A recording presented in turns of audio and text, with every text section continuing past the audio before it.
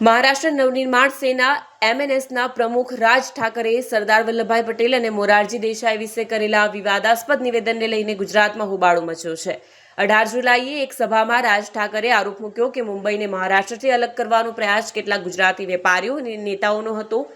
રાજ ઠાકરેએ દાવો કર્યો કે મુંબઈ મહારાષ્ટ્રને ન મળે તે માટેનું પહેલું નિવેદન સરદાર પટેલે આપ્યું હતું।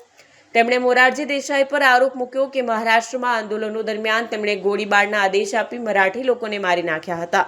પાટીદાર સમાજના યુવા નેતા અલ્પેશ કથિરિયાએ આ નિવેદનોનો તીવ્ર વિરોધ કર્યો છે। તેમણે કહ્યું કે રાજ ઠાકરેને દેશના મહાનુભાવોનું અપમાન કરવાનો કોઈ અધિકાર નથી।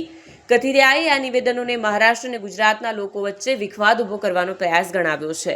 મહારાષ્ટ્રમાં જે રાજ ઠાકરેજીએ નિવેદન આપ્યું છે ખૂબ સન્માનીય વ્યક્તિ છે, ત્યારે એની ફરજ બને છે કે આવા નિવેદનોથી બચવું જોઈએ, પરંતુ સન્માન્ય વ્યક્તિઓના નાતે કોઈ એવો પરવાનો નથી મળતો કે સરદાર સાહેબ કે મોરારજી દેસાઈનું અપમાન હોવું જોઈએ।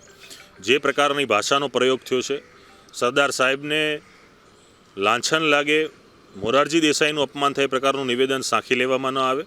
આવી વાતોથી દેશના અલગ ભાષા અને અલગ પ્રાંતોનું જે વસ્તુ જે ચાલી રહ્યું છે એ મુદ્દા આખો અસ્થાને છે। ત્યારે એમાં સરદાર સાહેબ અને મોરારજી દેસાઈને ઢસડી લઈ જઈ અને રાષ્ટ્રનું અપમાન, ભારતનું અપમાન કરવું, આ હીન પ્રયાસને અમે વખોડીએ છીએ।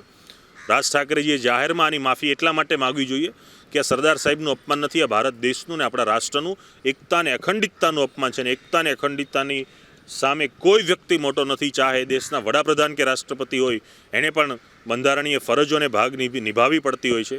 ત્યારે એવી ફરજો નિભાવવાથી દૂર રહી અને તોડવા ફોડવાની પ્રવૃત્તિને સમર્થન કરી અને રાષ્ટ્રના ઘડવૈયાનું અપમાન એ ક્યારેય સહન ન થાય।